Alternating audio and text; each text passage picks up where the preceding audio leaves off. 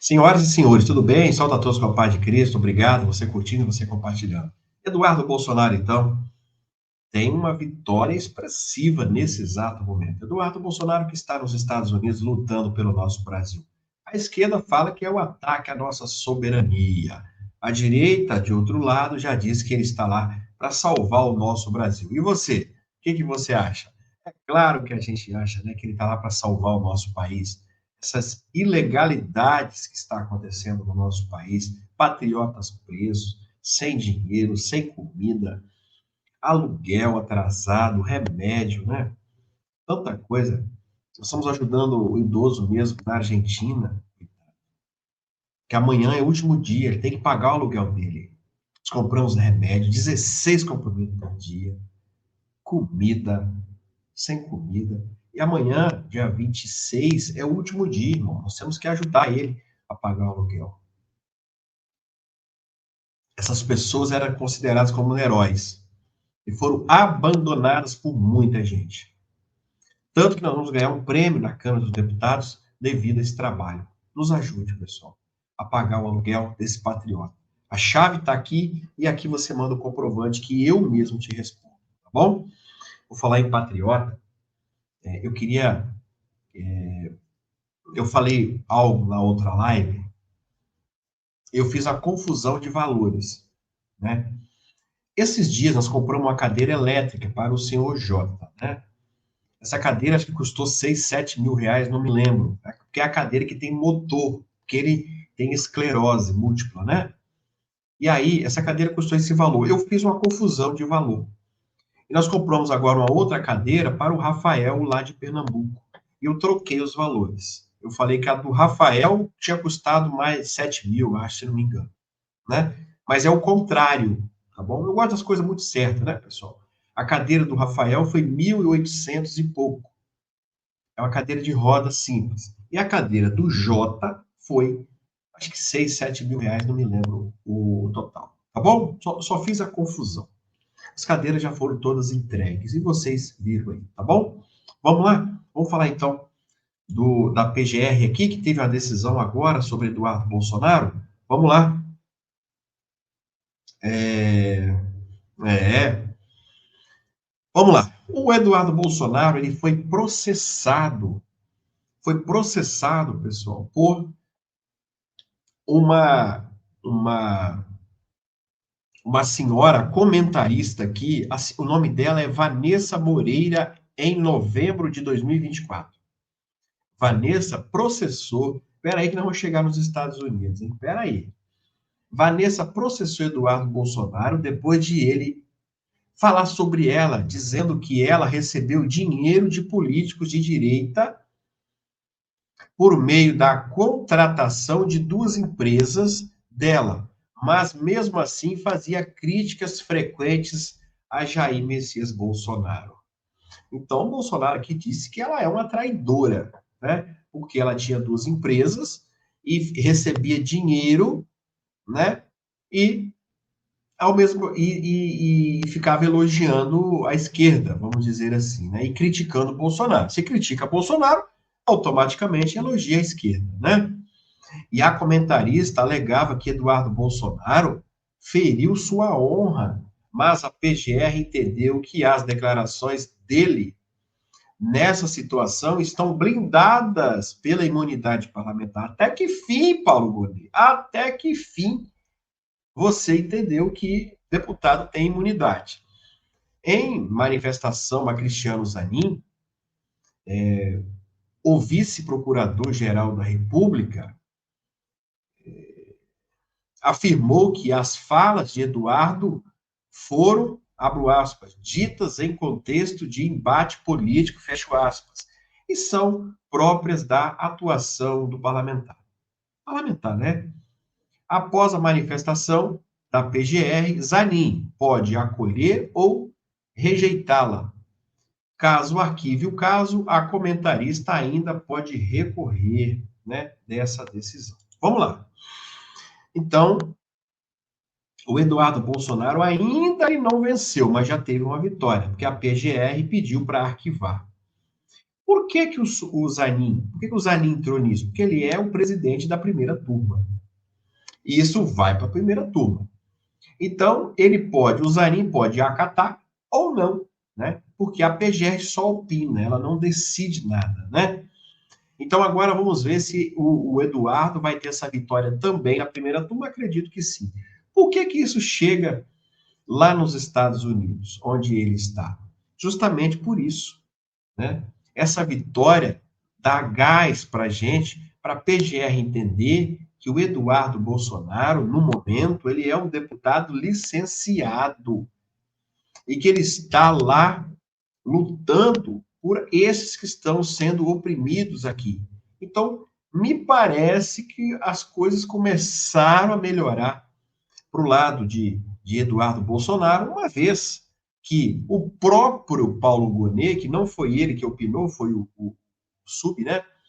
Mas o próprio Paulo Gonet também está na lista do Donald Trump.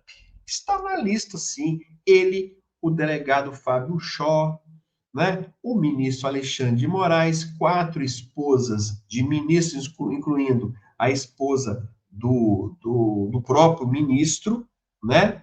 O Moraes, o Moraes.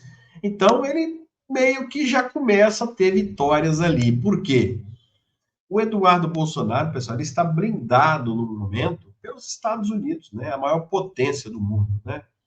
Então, vamos aguardar os próximos passos, porque o Paulo Gonet está com pedido de prisão de Eduardo Bolsonaro, né?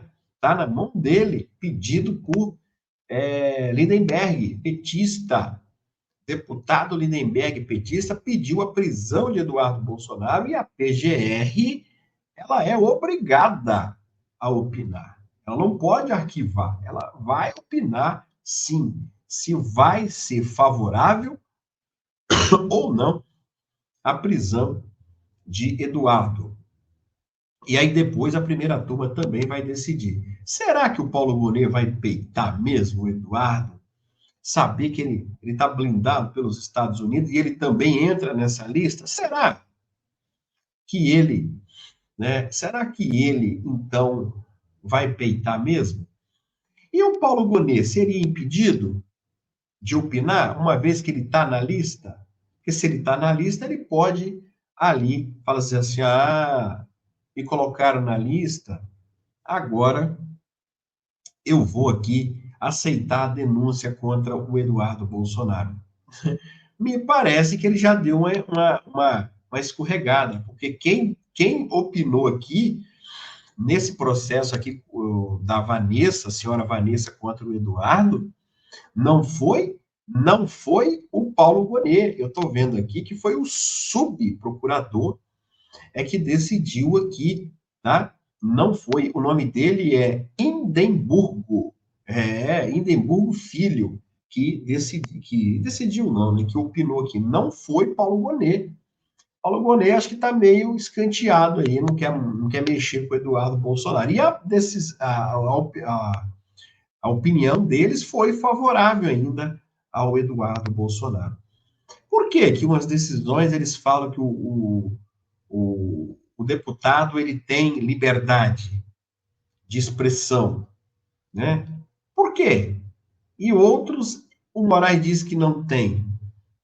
Pessoal, tudo é pressão. Se o deputado estivesse aqui no Brasil, com o cargo dele ativo aqui, de deputado, certamente, pessoal, certamente você pode ter certeza que a PGR seria favorável à ação da senhora Vanessa. Mas como ele está lá, ele mostrou força, um gigante, aí eles começaram a amolecer aqui. E amolece também a primeira turma, pessoal. Não vai achar que a primeira turma não está assustado, o Supremo todo, não está assustado com com os Estados Unidos, o STF, que estão assustados, sim, senhor. A primeira vez na história que nós estamos tendo aí uma interferência dos Estados Unidos nas mazelas aqui do Xandão, pessoal. Ninguém aguenta mais as decisões desse homem. Ninguém aguenta mais. E tem uma coisa, ele é vingativo. Ele é vingativo. Olha aí, o cara, pessoal, ele solta até um traficante porque ele ficou nervoso com outra situação. Eu te pergunto, aquele traficante foi preso? Aquele traficante que ele soltou com raivinha lá do Oswaldo Eustáquio, que nós ajudamos aqui, será que o traficante foi preso? O burro, né? Acho que é burro, sei lá. Você acha que não, né, pessoal? Claro que não. Se o cara não tinha endereço, como que vai prender o cara nesse Brasilzão aí? Sabe-se lá Deus se está no Brasil? Que nada. André do Rap também está longe. Ele solta, me arrependi, foi uma coisa ali, papá, o e-mail. Soltaram um traficante um tempo atrás aí, pessoal. Interessante essa história. Interessante. Porque quando solta, quando sai o alvará de soltura, antigamente, nós advogados, a gente ia no fórum, pegava o documento, a folha com o alvará e levava lá no presídio. Aí nós chegava no presídio, aqui, ó, entregava lá aos agentes, os agentes olhavam aquele documento, puxava na ficha lá, ó, solto, alvará, papapá, confirmava que era um alvará legal e soltava o cara. Antigamente era assim. Hoje não. Hoje o fórum ele envia esse alvará direto para o sistema lá do presídio. E chegando lá, né? Central de mandatos, né? Chegando lá, eles analisam, o advogado nem papel pega, né? Não tem mais negócio de papel, né? Olha o que fizeram esses dias para soltar um traficante. Alegaram que o e-mail foi enviado para um outro e-mail que não existe mais. Fizeram uma bagunça danada, pessoal, e soltaram o cara. Pensa, inventaram essa história que o e-mail foi enviado por um e-mail, não sei o que, desativado, papapá, inventaram uma história toda.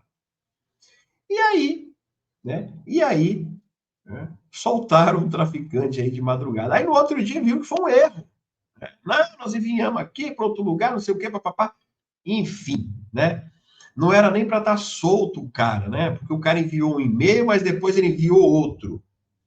Veja bem, pessoal. Os caras são terríveis, né?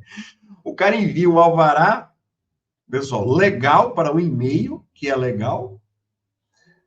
Aí depois ele envia outro dizendo que foi um erro. Mas só que o segundo e-mail que ele enviou, ele não enviou para o mesmo. Ele enviou para um outro e-mail que estava desativado. E aí o que ficou valendo foi o primeiro, que ele enviou para o lugar certo. Soltaram o cara. Não, mas eu enviei outro e-mail falando que houve um erro. Tá, mas você enviou para um e-mail que está desativado. Ah, tá bom. E o cara saiu. Saiu. Tá na rua. Vamos prender ele. Nós já tivemos casos aí no início do governo Lula, né, pessoal, que até o nome da lista vermelha da Interpol foi tirado para o cara viajar, né? O cara tira o nome do cara da lista vermelha, o cara viaja, né? E aí sabe-se lá Deus se esse nome volta para a lista vermelha. Isso foi denunciado, aí você sabe, né? Esses caras fazem de tudo, pessoal. Tudo, tudo, tudo. É uma quadrilha especializada para roubar aposentado, para roubar tudo que tem por aí. Meu amor de Deus. E prisões. Duas prisões que nós não conseguimos entender no Brasil porque elas não ocorreram. Né? Na verdade, são três coisas no Brasil que a gente nunca vai entender. Primeiro, as câmeras do dia 8 de janeiro. Né? Essa é a primeira. Segundo, por que o G. Dias não foi preso? Né? A gente não consegue entender isso nunca na história. Né? Por que ele não foi preso? O terceiro, o tal careca do INSS. Por que ele não foi preso até agora? Hã? Por quê? E tem uma coisa, essa semana ele entrou na justiça, o ladrão, né? Entrou na justiça para poder o nome, ele não ser chamado por esse apelido, que ele ficou constrangido com esse apelido de careca do INSS. É, ele ficou constrangido. Quem ficou constrangido, o Careca, foi os aposentados que você meteu a mão, que estão passando fome, né? Eles que ficaram constrangidos, não, ficaram no prejuízo.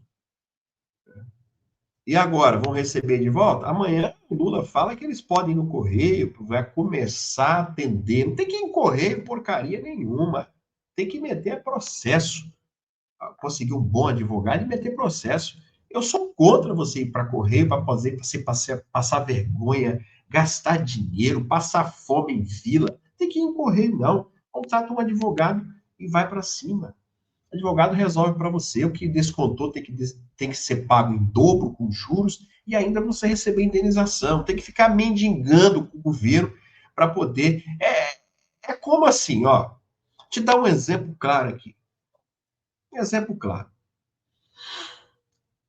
Você está ali na rua, no banco da praça, e vão lá e te roubam lá, sei lá, 5 mil reais.